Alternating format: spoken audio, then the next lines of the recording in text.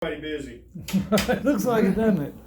Well, we got an explanation for that colon test why it was off, but it wasn't a cancer, which is good. But you did have a lot of polyps there, didn't you? There's a I lot. was just talking to Dr. Payne about it. He said he thinks you ought to have some gene tested to see if you got it from, passed down from your family. Yeah, So I think they're gonna do all that.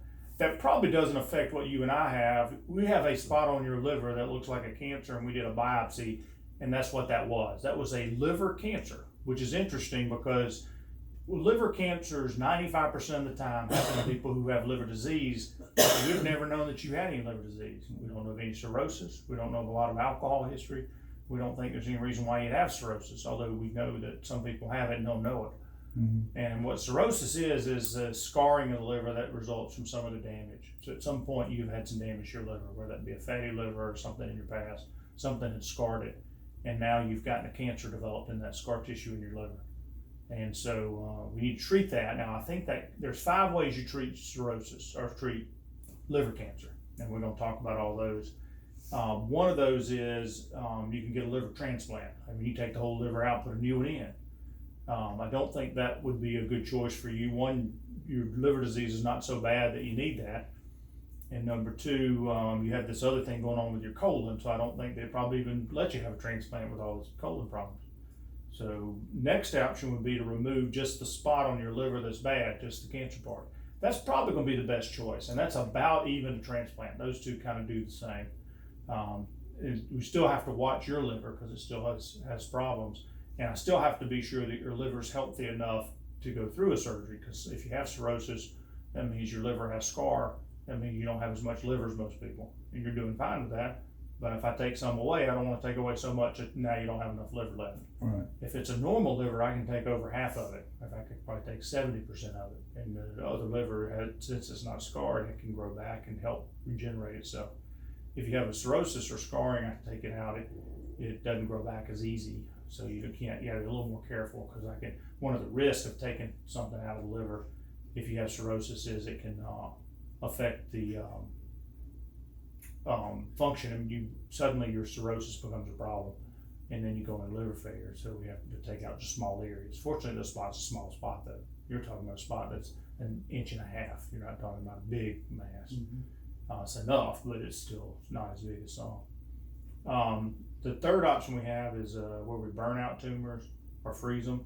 The 4th option is there's a procedure where we can do a catheterization of the liver, just like you do, because you got that aneurysm too, but they can do like if they go in the blood vessels instead of going into the heart or lungs, they can actually go inside the liver and catheterize it and get treatments put right in the tumor. Then the other option is there's chemo treatments and immune treatments that people do pretty well. That's kind of new. We had some a few years ago that weren't that good, but we got some new ones that are a little bit better. They're still not the first treatment we use. So the way we do is we go through them in that order. Do we need a transplant? If we don't, then we go to surgery. Can it be removed? If it can, we remove it. If it can't, we go to the ablation. Can it be burned out? If it can, then we go to the embolization, where we put it in the catheterization. And then the last one we use is the one overall. So it's 2 things I'm gonna need with you. Now that we know it's a liver cancer, I need to, if you can tolerate an MRI, I need you to get an MRI. And then I need to look at your chest, make sure there's no spread anywhere. So those 2 things I'm gonna have to do. And that's better than a PET scan. So if we can get those 2 tests, that'll be better. And then I need to get a blood test for liver cancer, because we weren't suspecting liver cancer. So when you go back over and get some more blood, I'm gonna look at how well your liver's working on those blood tests. I'm gonna also look, because we know cirrhosis, I can get some tests to see how well it's functioning. And then I'm gonna get a blood test for liver cancer. And then you and I are gonna plan a treatment probably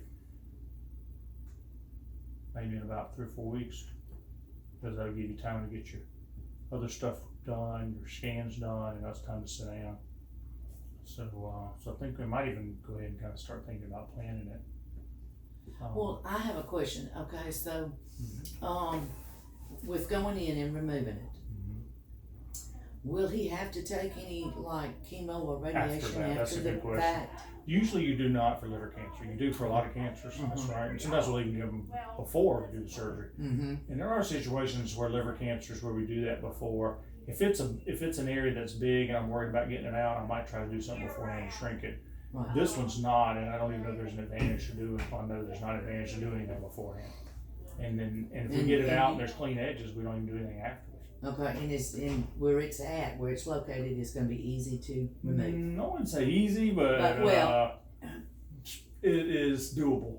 Right, Right, okay. and I matter of got a fact, feeling it's back up under my It's rib right cage, under rib judging cage. by where the It's right- biopsy was. and it's right by your gallbladder.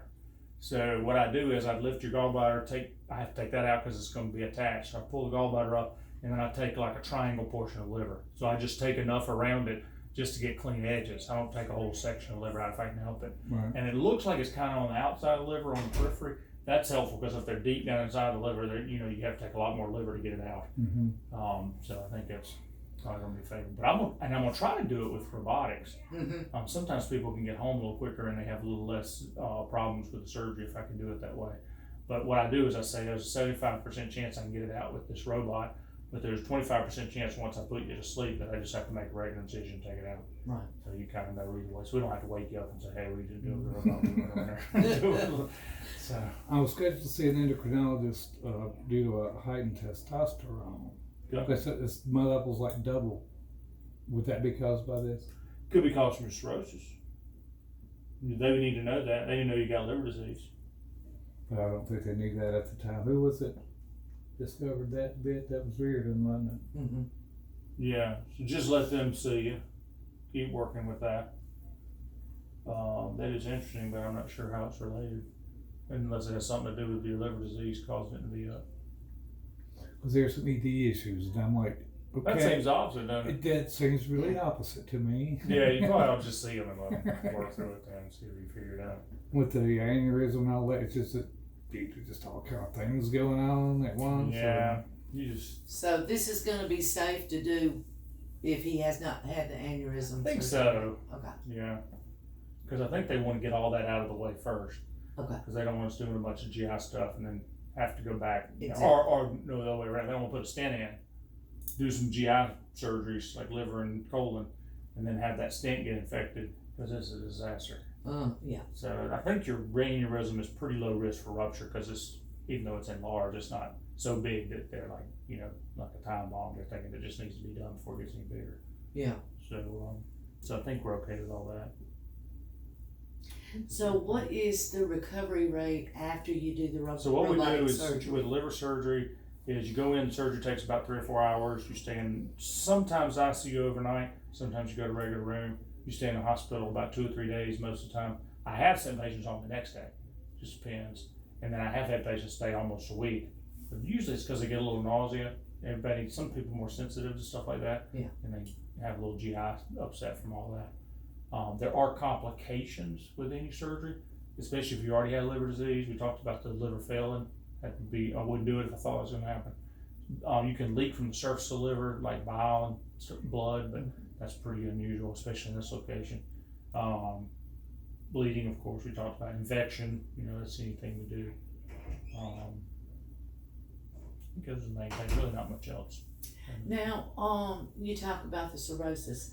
Is there a medicine or anything that would help that at all? Once it's scarred, because it's not like, well, there's nothing that'll make it go back and get better. Yeah. But you don't want to continue having damage. So Right. If you were a big drinker, I might say don't drink anymore.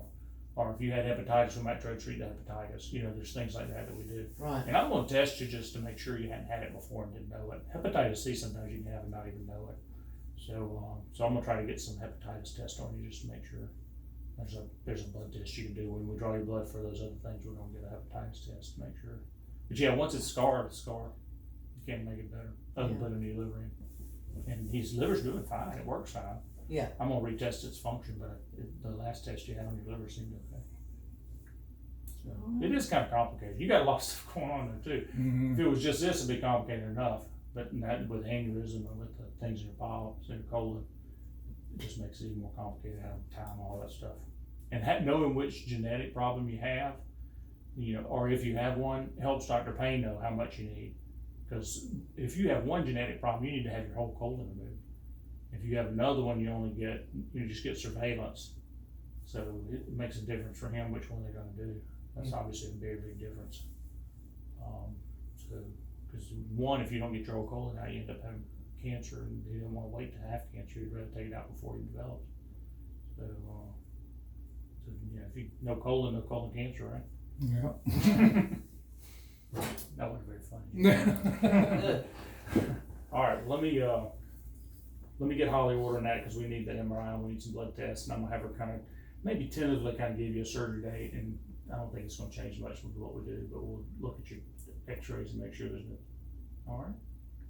Sounds good. Yeah, like I said, it's complicated, so if you have questions, call back, we'll try to answer them for you, all right? All right. I think Tammy's gonna come here in a minute and talk to you about your genetic stuff. All right.